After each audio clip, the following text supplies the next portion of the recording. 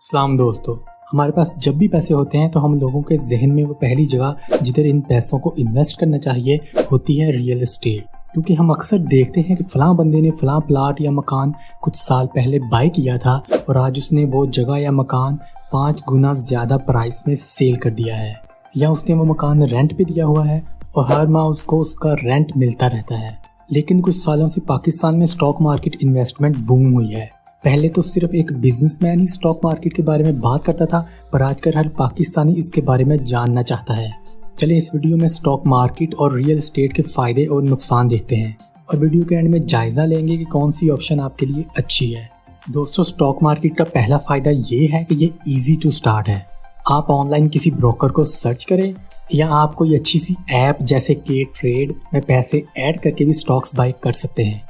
के ट्रेड से स्टॉक्स कैसे बाय करते हैं, इससे बहुत सारी वीडियोस यूट्यूब पे पड़ी हुई हैं। दूसरा फायदा है कि स्टॉक मार्केट एक लिक्विड इन्वेस्टमेंट है। मतलब अगर आप 1 लाख रुपया इन्वेस्ट करते हो और कुछ दिन बाद आपको उन पैसों की जरूरत है तो आप उसी वक्त अपने स्टॉक्स को सेल कर सकते हो। आपको वेट करने की जरूरत नहीं पड़ेगी।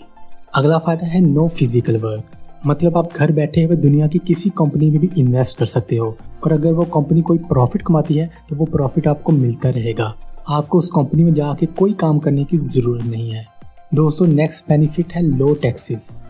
अगर आपके स्टॉक्स डिविडेंड पे कर रहे हैं, मतलब ईयरली प्रॉफिट, तो इस प्रॉफिट पे आपको दूसरे पैसे की निस्बत कम टैक्स देना पड़ता है, क्योंकि आपकी कंपनी जिधर आपने इन्वेस्ट किया होता है वो पहले ही टैक्स पे कर रही होती है।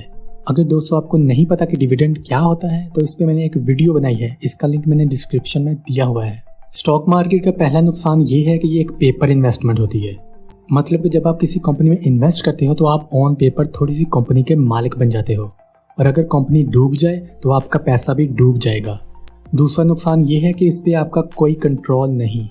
मतलब अगर आप किसी कंपनी के शेयर्स को बाय करते हो तो आप सिर्फ दूर बैठ के उस कंपनी की परफॉर्मेंस का जायजा ले सकते हो कि कंपनी कैसे चल रही है, पर आप उस कंपनी के मैनेजर्स को कंपनी चलाने के लिए कोई मशवरा नहीं दे सकते। अगला नुकसान ये है कि ये बहुत ही इमोशनल इन्वेस्टमेंट होती है। मिसाल के तौर पे अगर आपने पाकिस्तान पेट्रोलियम में इन्वेस्ट किया है और चाइना के साथ हमारे सी पैक को लेके मामलात ख़राब हो जाते हैं, इवन के सी पैक का पाकिस्तान पेट्रोलियम के साथ कोई कनेक्शन नहीं है, पर इस डिस्प्यूट की वजह से स्टॉक मार्केट क्रैश हो जाती है, क्योंकि स्टॉक मार्केट बहुत इमोशनल होती है। मतलब इन्वेस्टर्स डर गए और अपने अपने स्टॉक्स को सेल कर दिया। दोस्तों, वीडियो शुरू करने से पहले अगर आपको ये वीडियो पसंद आए तो लाइक बटन को बस तोड़ के रख देना, अगर मूड हो तो सब्सक्राइब कर देना। Let's start. चलिए अब रियल एस्टेट की बात करते हैं। रियल एस्टेट का पहला फ़ायदा ये है कि ये टेंजिबल एसेट है। मतलब कि आपके पास कोई प्रॉपर्टी है जिसको आप टच कर सकते हो, जिसको फील कर सकते हो और उसका कंट्रोल पूरी तरह आपके पास है। अगला फ़ायदा ये है कि ये एक इनकम स्ट्रीम बन जाता है। जैसे आपने कोई प्लॉट या कोई मकान लिया है तो आप उसको रेंट पे दे सकते हो और इस तरह आपको मंथली पैसे मिलते रहेंगे। अगर टैक्सेस की बात करें तो ये डिफरेंट कंट्रीज़ में डिफरेंट होती हैं। कहीं ज़ीरो टैक्स है, कहीं ज़्यादा। पाकिस्तान में जब आप ready to move house sell करते हो तो आपको 5 से 20% कैपिटल गेंस टैक्स, जिसको CGT कहते हैं, देना पड़ता है, जो कि स्टॉक से कहीं ज़्यादा बनता है। रियल एस्टेट इन्वेस्टमेंट का बड़ा फ़ायदा है इनसाइडर ट्रेडिंग। मिसाल के तौर पे BMW कहती है कि हम कराची के फलां एरिया में कार फैक्ट्री लगाएंगे, तो आप जल्दी से उस एरिया के आसपास की प्रॉपर्टी को बाय कर लेते हो और जब कार फैक्ट्री बन जाती है तो आपकी प्रॉपर्टी की वैल्यू कई गुना बढ़ जाती है। दोस्तों, सबसे बड़ा फ़ायदा है नीड। मतलब रियल एस्टेट की ज़रूरत कभी कम नहीं हो सकती, क्योंकि हर एक को रहने के लिए सर पे छत चाहिए, इसलिए इसकी डिमांड बढ़ती ही जा रही है। रियल एस्टेट का एक नुकसान ये है क्योंकि ये एक टेंजिबल इन्वेस्टमेंट है, इसलिए आपको इस पे वर्क भी करना पड़ता है।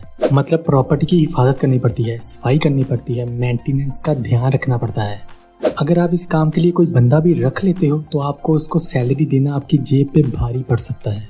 इसका अगला नुकसान ये है कि इसको स्टार्ट करना थोड़ा मुश्किल है, क्योंकि पहले आपको कोई अच्छी सी प्रॉपर्टी ढूंढनी पड़ेगी, फिर उस पर बहुत सारी लीगल और बैंक फॉर्मेलिटीज और बहुत सारा पेपर वर्क भी करना पड़ेगा।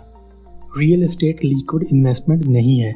मतलब आप इसको जल्दी से सेल करके पैसे नहीं कमा सकते। पहले आपको इसको सेल पे लगाना पड़ेगा, फिर शायद कोई आपको कम पैसे दे या कोई इंस्टॉलमेंट पे दे। मतलब अगर आपको कोई इमरजेंसी है तो आप इसको जल्दी से सेल करके पैसे नहीं कमा सकते।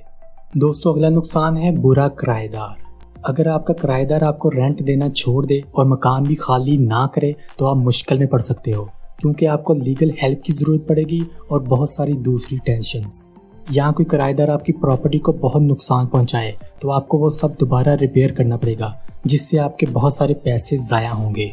और इसके अलावा एक अच्छा किराएदार मिलना भी बहुत मुश्किल होता है। So what's better? In my opinion winner is real estate, because this is a physical investment और इससे आपको मंथली इनकम भी होती है और इसकी डिमांड में कभी कमी नहीं होती और आपकी इन्वेस्टमेंट पूरी तरह आपके कंट्रोल में होती है। दोस्तों, होप कि इस वीडियो से आपके नॉलेज में कुछ ना कुछ इजाफा हुआ होगा। नेक्स्ट वीडियो में कोई और बात करेंगे। आज की खास बात ये, अगर ज़िंदगी इतनी ही अच्छी होती तो कोई भी दुनिया में रोते हुए ना आता। अल्लाह हाफिज़।